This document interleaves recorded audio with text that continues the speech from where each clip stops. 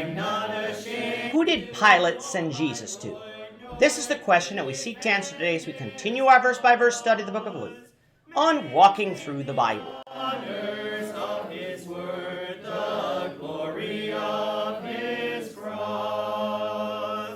If you have a Bible with you, you can turn to Luke 23. We're going to be reading from verses 6 to 12.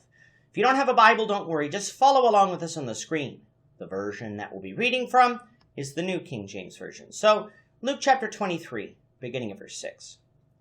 When Pilate heard of Galilee, he asked if the man were a Galilean. And as soon as he knew that he belonged to Herod's jurisdiction, he sent him to Herod, who was also in Jerusalem at that time. Now when Herod saw Jesus, he was exceedingly glad, for he had desired for a long time to see him, because he had heard many things about him, and he hoped to see some miracle done by him. Then he questioned him with many words, but he answered him nothing. And the chief priests and scribes stood and vehemently accused him. Then Herod, with his men of war, treated him with contempt and mocked him, arrayed him in a gorgeous robe, and sent him back to Pilate. That very day Pilate and Herod became friends with each other, for previously they had been at enmity with each other.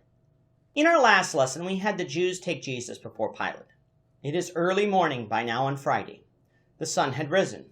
The Jews had convicted Jesus of blasphemy, which was a false charge. But this charge wouldn't stick before the Romans, so they created 3 other false charges that they thought would.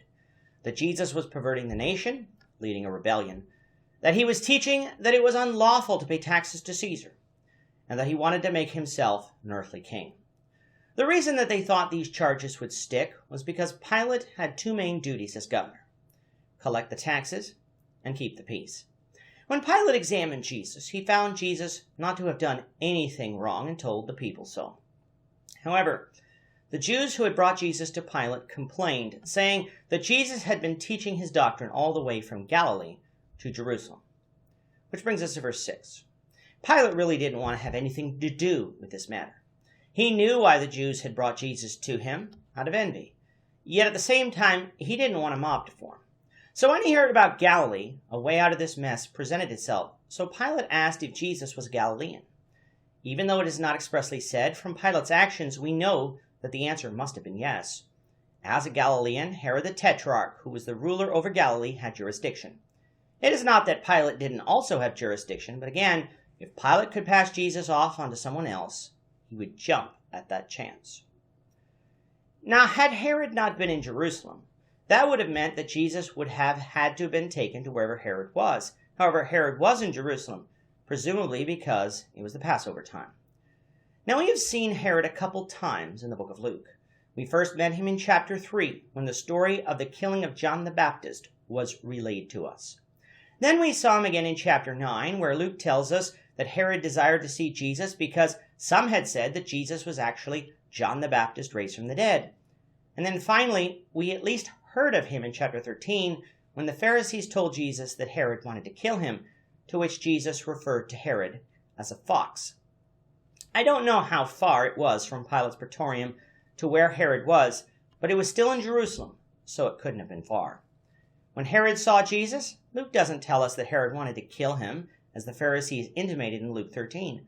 Instead, he was happy to see Jesus. This happiness was not because Herod wanted to hear Jesus' message, but because he had heard about Jesus' works in Galilee and wanted to see a miracle.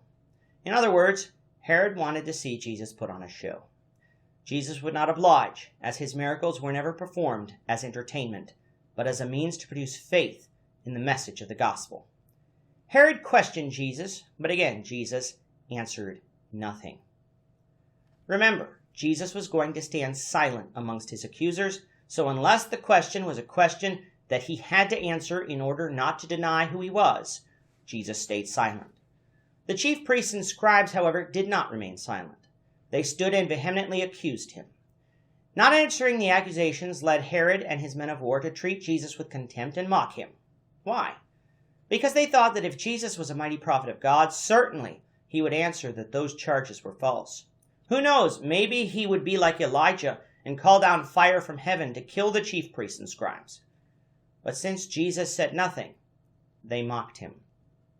As part of this mocking, they placed a gorgeous robe on him and sent Jesus back to Pilate.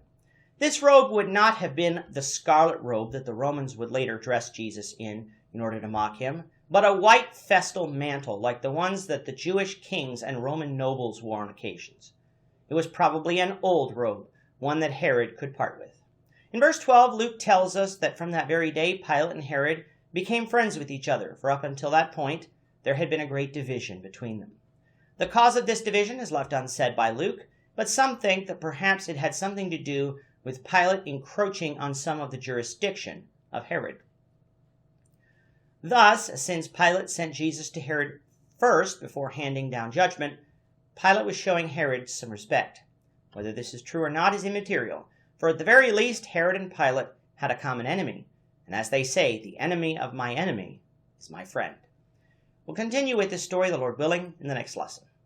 With that, our time is up for today. The Lord willing, we hope you'll join us for tomorrow's discussion of Luke 23, verses 13 to 25, as we continue our walk through the Bible, one verse at a time. Thank you for watching today's episode. We hope that you found it edifying and ask that you not only subscribe to our channel and podcast, but that you like and share this episode among your friends, so that the saving gospel of Jesus Christ can go out to the whole world.